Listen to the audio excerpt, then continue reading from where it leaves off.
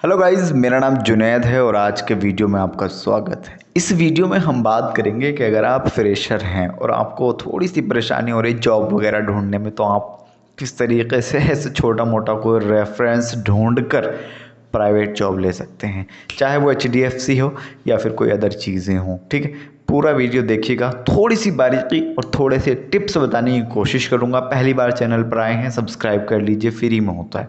Bell icon दबा लीजिए, ये सारे काम फ्री हैं। आगे बढ़ते हैं। हम यहाँ पर 4 फैक्टर में बात करने की कोशिश करेंगे। नंबर 1 है कि अच्छा बढ़िया रेफरेंस कहाँ से ढूंढें जो हमारी जॉब जल्दी लगवा दें।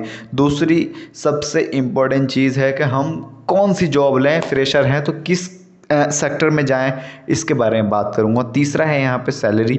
देखो, कोई भी बंदा हो या फिर बंदी, सैलरी के लिए ही जॉब करते हैं और सैलरी ही आपको इतनी मिल रही है कि बस खाना खर्चा चल रहा है, तो फिर कोई फ़ायदा नहीं है।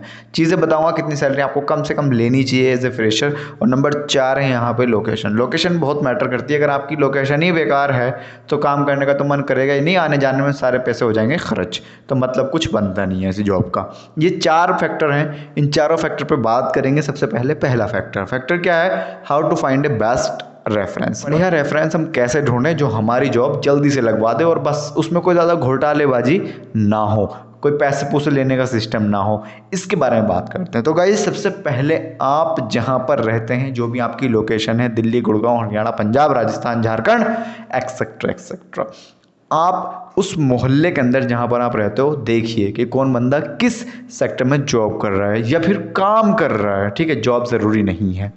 पहली चीज़ हो गई।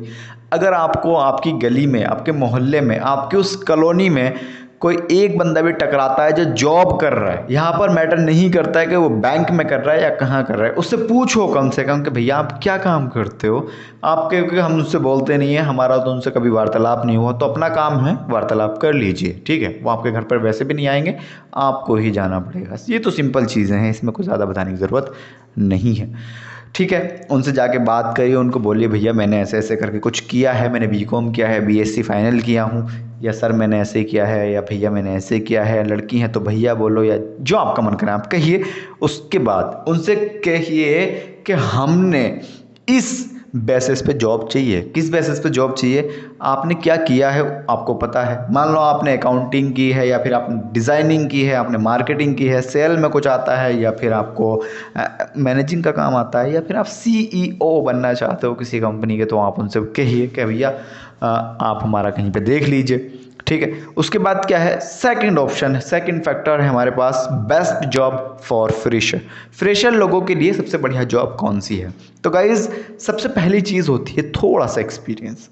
आप कहोगे कि भैया एक्सपीरियंस कहाँ से लाएं, तो गाइज़ ये बहुत इंपॉर्टेंट चीज़ है एक्सपीरियंस। एक्सपीरियंस लेने के लिए मैंने एक वीडियो बनाई है 25 मिनट की, जिसका लिंक डिस्क्रिप्शन में है। आप चाहो तो उस वीडियो को देख सकते हो बाद में, कि एक्सपीरियंस अगर लेना है तो कैसे लिया जाएगा। ठीक है, फ्रेशर लोग। लेकिन यहाँ पर मैं क्या कहने वाला था कि किस तरीके से आपको बढ़िया जॉब की पहचान होगी, कौन सी इंडस्ट्री में आपका जो जीवन है वो ब्राइट रहने वाला है, या फिर फ्यूचर आपका जो है ब्राइट रहने वाला है। कौन सी इंडस्ट्री है, अकाउंटिंग में जाना चाहते हो, डिज़ाइनिंग में जाना चाहते हो, या फिर मार्केटिंग करना चाहते हो, सेल्स में जाना चाहते हो, या फिर मैनेजिंग करना चाहते हो किसी कंपनी के यहाँ पे जाकर, या फिर कोई CEO बनने का इरादा है, ये तो आपको देखना चाहिए पहली चीज़। लेकिन मैं यहाँ पे 2-3 चीज़ें बताने की कोशिश करूँगा जो हमेशा अग्रसर रहता है, बढ़ता रहता है, आगे की तरफ चलता है। सबसे पहले अकाउंटिंग को रख लेते हैं।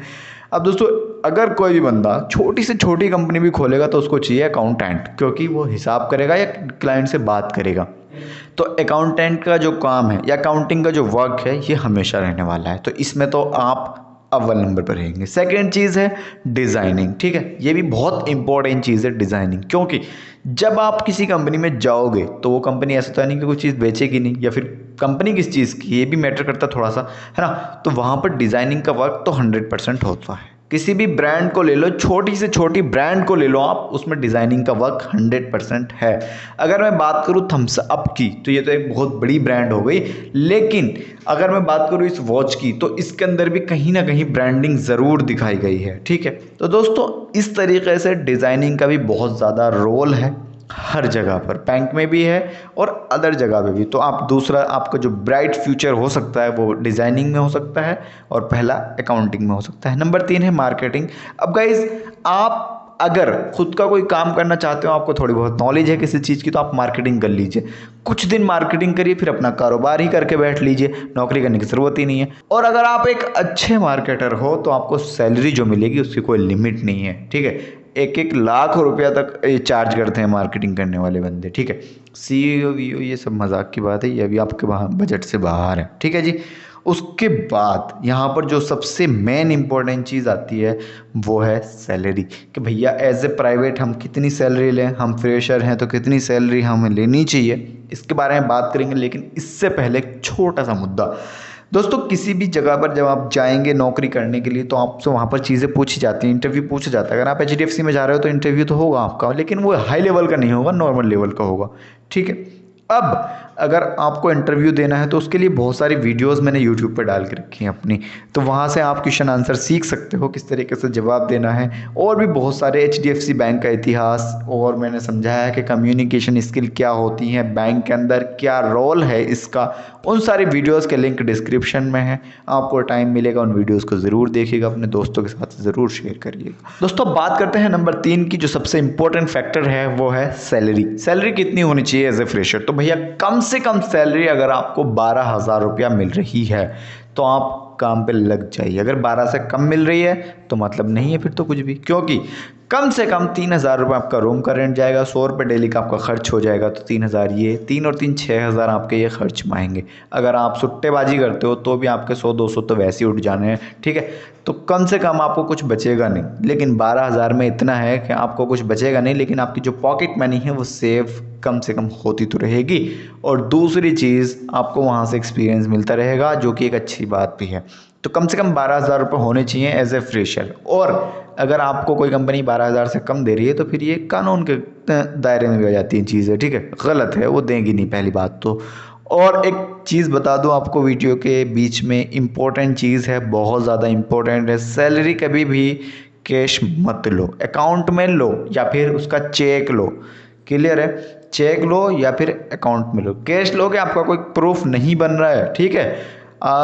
कंपनी को आप मान लो आपको कहीं प्रमोशन कराना है, किसी दूसरी कंपनी में जाना है, आप क्या चीज़ें दिखाओगे? चलो मैंने मान लिया आपने एक पूरा फॉर्म फिल कर लिया, उस पर साइन करा लिए, मैनेजर के कंपनी की मोहर लगवा लिए, ठीक है, मान लिया।